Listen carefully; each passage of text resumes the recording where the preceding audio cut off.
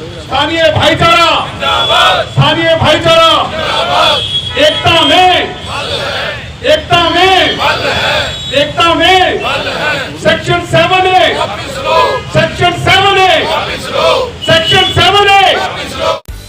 क्षेत्र में लगाई गई धारा 7A के विरोध में पिंजौर कालका प्रॉपर्टी वेलफेयर एसोसिएशन द्वारा लगाया गया धरना प्रदर्शन 7वें दिन में प्रवेश कर गया है। आज धरना प्रदर्शन के मौके पर एसोसिएशन के प्रधान हर्ष कुमार, मान सिंह मान, गुरभाग सिंह धमाड़ा, परवीन आहूजा, महेंद्र वाल्मीकि, रघुवीर सोडी, अरुण शर्मा, सुभाष गर्ग, बलजीत सिंह आरेवाले, मान सिंह चंदेल, बलजीत बल्ली, कपिल शर्मा, दिनेश वाल्मीकि सहित सैकड़ों लोगों ने क्षेत्र से धारा 7A हटाए जाने के विरोध में नारेबाजी की। आज धरना प्रदर्शन के मौके पर जेजेपी जिला ग्रामीण अध्यक्ष भाग सिंह दमदमा सहित विशंबर पाठक सहित अन्य लोग उपस्थित रहे और इस मौके पर प्रधानमंत्री जन कल्याण प्रचार प्रसार योजना के राष्ट्रीय सह सचिव अमित राजपाल, कांग्रेस नेता नैब चौधरी भी एसोसिएशन के सदस्यों की मांग का समर्थन करने के लिए धरना स्थल पर पहुंचे। इस मौके पर भाग सिंह दमदमा ने बताया कि कल जेजेपी प्रदेश अध्यक्ष निशान सिंह किसी काम से पिंजौर आए थे और मैंने उनसे धारा 7A के विषय पर खुलकर बात की और उन्होंने 7A को क्षेत्र में लाए जाने के प्रति मुख्यमंत्री व उप मुख्यमंत्री से बात कर इसे हटाने का आश्वासन दिया। इस मौके पर उपस्थित एडवोकेट कपिल शर्मा ने कहा कि क्षेत्र से धारा 7A को हटाने की मांग को रेवेन्यू विभाग के सीनियर अधिकारी अगर गंभीरता से गौर करें तो उन्हें स्पष्ट तौर पर पता चलेगा कि क्षेत्र पर थोपी गई धारा 7A बिल्कुल निराधार व गलत है। उन्होंने कहा कि डीटीपी विभाग द्वारा ऐसी नोटिफिकेशन को क्षेत्र में लगाए जाने से पहले उसके लिए तैयारी करनी पड़ती है। रेवेन्यू विभाग को कम से कम 6 महीने या साल लग जाता है फिरनी या आबादी की सीमा तय करने में। क्षेत्र में कब एरिया बढ़ाया आदि सब बातों को मद्देनजर रखकर यह धारा क्षेत्र में लगाई जाती है, परंतु इस क्षेत्र में एकदम नोटिफिकेशन जारी कर यह धारा आनन फानन में क्षेत्रवासियों पर थोपी गई है। उन्होंने कहा कि जिस क्षेत्र में यह धारा लगाई जाती है एक मैप तैयार किया जाता है जिसमें स्पष्ट रूप से एमसी एरिया, गांव, वैध कॉलोनी एरिया, अवैध कॉलोनी एरिया दिखाए जाते हैं, परंतु धारा को लगाने उपरांत ऐसा कुछ नहीं किया गया। मैप में कोई और एरिया नहीं दिखाए गए और इस बात को additional chief secretary town and country planning ने भी माना है और इसी को देखते हुए हम धारा 7A को क्षेत्र से हटाए जाने की मांग को सरकार से दोहराते हैं। और वैसे भी उन्होंने बताया कि निगम एरिया जहां पर नक्शे पास होते हैं, डेवलपमेंट चार्जेस लगते हैं, वहां पर यह धारा तो वैसे भी नहीं लगती। इस मौके पर एसोसिएशन के प्रधान हर्ष कुमार सहित अन्य सदस्यों ने उनकी मांग का समर्थन करने आए सभी लोगों का आभार व्यक्त करते हुए कहा कि क्षेत्र के 212 गांवों पर लगाई गई धारा 7A को सरकार व विभाग को जल्द से जल्द हटाना चाहिए।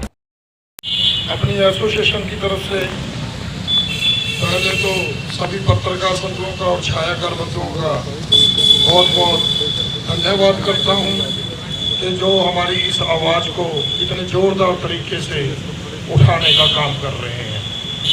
मैं अब भाई भाग सिंह दमदमा जी से, जो कि जननायक जनता पार्टी के हमारे इस क्षेत्र के जिला के ग्रामीण क्षेत्र के अध्यक्ष हैं, उनका यहाँ आने पर और भाई अमित राजपाल जी का यहाँ आने पर बहुत बहुत अभिनंदन करता हूँ, धन्यवाद करता हूँ पूरी अपनी एसोसिएशन की तरफ से। और ऐसा मुझे पूर्ण विश्वास है कि जैसा भाई भाग सिंह दमदमा ने कहा कि वो पहले यहाँ के हमारे भाई हैं और यहाँ के हमारे नागरिक हैं, हमारी इस आवाज़ को सीएम साहब तक पहुँचाने का और इस काम को करवाने का मेरे को पूर्ण भरोसा है कि हमारा साथ भी देंगे और इसको करवाएंगे भी। और मुझे लगता है कि अगर किसी भी तरह कोई भी अगर ये हल ना हुआ तो मुझे इसमें कोई भी संदेह नहीं है कि भाई भाग सिंह दमदमा जी, भाई अमित राजपाल जी, भाई रविंदर अरोड़ा जी कि हमें इनका पूर्ण सहयोग मिलेगा, ऐसे मुझे पूर्ण विश्वास है। एक बार पुनः सभी का बहुत बहुत हमारी एसोसिएशन की तरफ से धन्यवाद। अपने इलाके तो हटाने वास्ते सानू सारे एकजुटता का सहारा लेना पऊगा ते सरकार नूं इसनूं समझना चाहिए है। साडी दुख की घड़ी दे विच ये जो सानू काला कानून थोपिया गया है इसनूं हटाए तो साडियां रजिस्ट्रियां चालू होण जिस तो साडे इलाके की समस्या खत्म होवे। सो ਸਾਡੀ ਐਸੋਸੀਏਸ਼ਨ ਅੱਗੇ ਜੋ ਵੀ ਫੈਸਲਾ ਲਏਗੀ ਅਸੀਂ ਉਹਨਾਂ ਦੇ ਨਾਲ ਹਾਂ। ਸੋ ਸਾਰਿਆਂ ਦਾ ਇੱਥੇ ਪਹੁੰਚਣ ਦੇ निका स्वागत करते हैं। कोशिश करें अपने मैसेज स्प्रेड करें, एक दूसरे को बताएं कि ये 7A का काला कानून है, ये सरकार ने without getting the state emergency हमारे ऊपर थोप दिया गया है, जो कि एक बहुत बड़ी हमारे इलाके के लिए भी अगर ये नहीं हटता तो धब्बा साबित होगा, क्योंकि प्रॉपर्टी का कारोबार, किसान मजदूर का कारोबार लेन देन से जुड़ा होता है। कोई भी चाहे वर्ग है, छोटा है बड़ा है, सबका जो कारोबार है लेन देन से जुड़ा। ये जो 7A है ये एक ब्रेकर पैदा कर दिया है सरकार ने, ताकि कहीं ना कहीं से ये जो हमारा इलाका है, छोटे छोटे ज़मीन के टुकड़े हैं, यहाँ ज़्यादा लंबी चौड़ी लैंड किसी के पास भी नहीं है। ये भी एक सच्चाई है हमारी इस कालका कंस्टिट्यूंसी की, पंचकुला ज़िले की। और यहाँ सबसे बड़ी बात, यहाँ कोई पुराने समय में भी कोई किलेबंदी नहीं हुई थी, तो उस रिगार्डिंग यहाँ कोई बड़ी जो इस 7A की रिक्वायरमेंट है वो भी फुलफिल नहीं होती। तो उस लिहाज से ये मुझे ऐसा लगता है कि सरकार ने इंटेंशनली ये हमारे ऊपर थोपा है, ताकि सरकार की एक ही मंशा है कि लोग परेशान हों ज़्यादा से ज़्यादा, और इलाके में ये जो कारोबार है ठप पड़े और हमारी ज़्यादा अहमियत बढ़े। सिर्फ मॉनिटर करने के लिए, जहाँ तक मेरी समझ का प्रश्न है, सिर्फ इस इलाके की प्रॉपर्टी को, कारोबार को मॉनिटर करने के लिए सरकार ने ये 7A का कानून हमारे इलाके में थोपा है।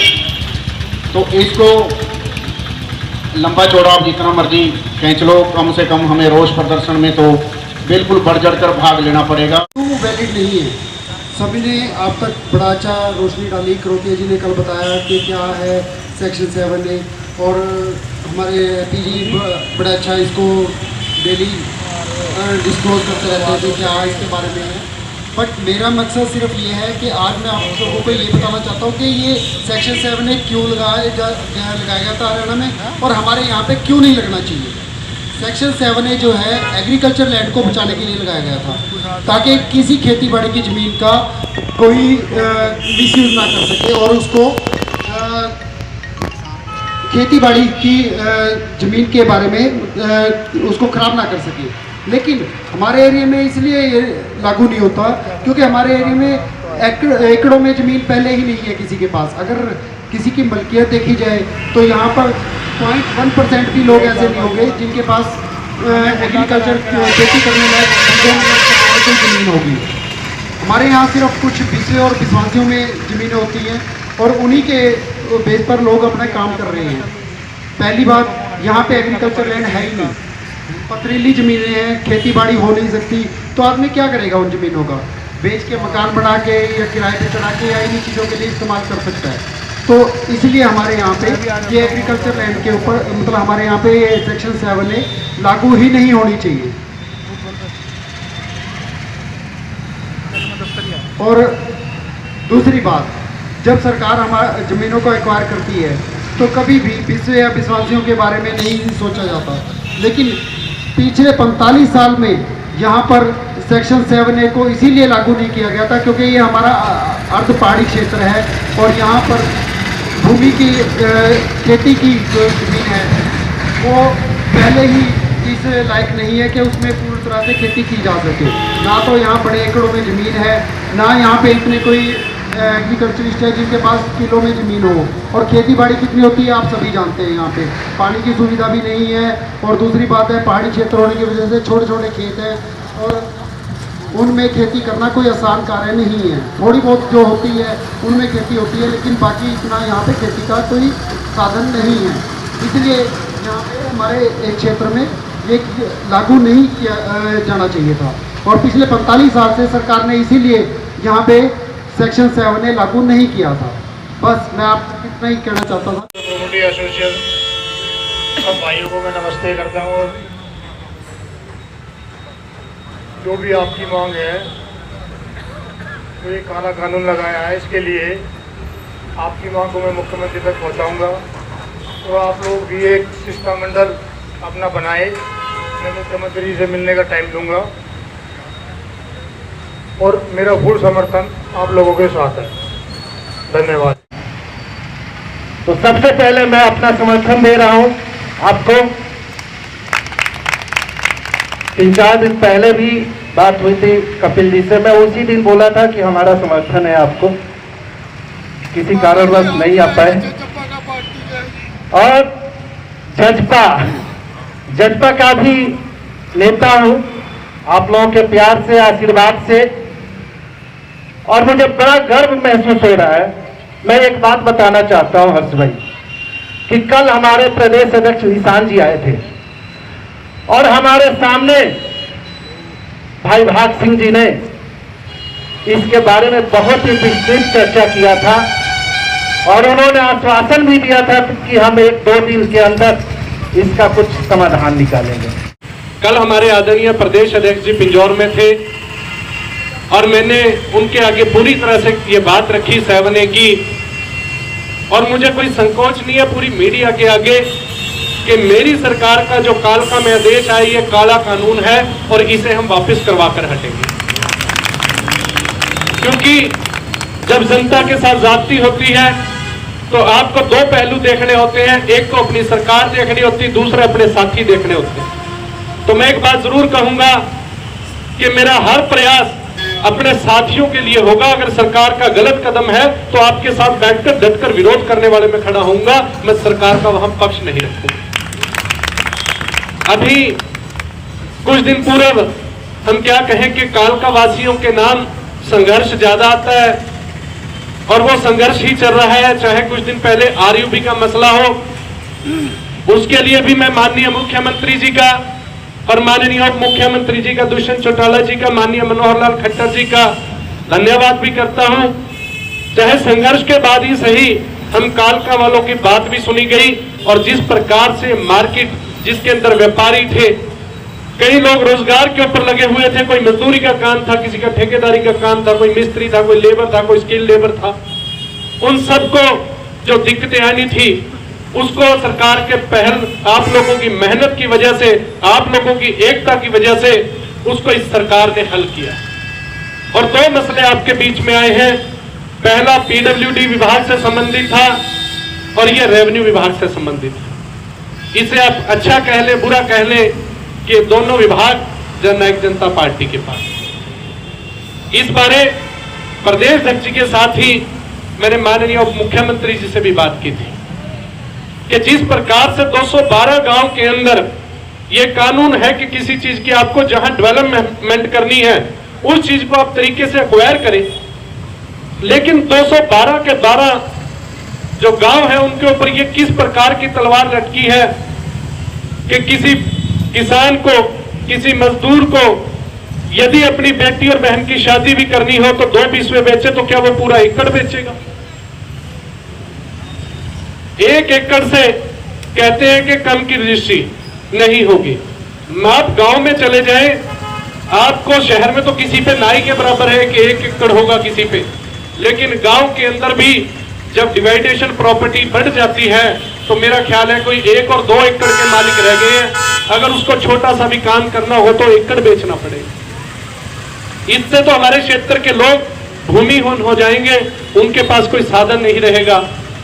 तो 2 काम इस क्षेत्र के अंदर थे कि जो लोग माइनिंग का, धक्केशाही का और बड़ा गलत काम करते हैं, शायद कई जगह उन पर रोक टोक नहीं, लेकिन इस क्षेत्र के यदि ट्रॉली में लेकर आते हैं तो उनको प्रताड़ित किया जाता रहा।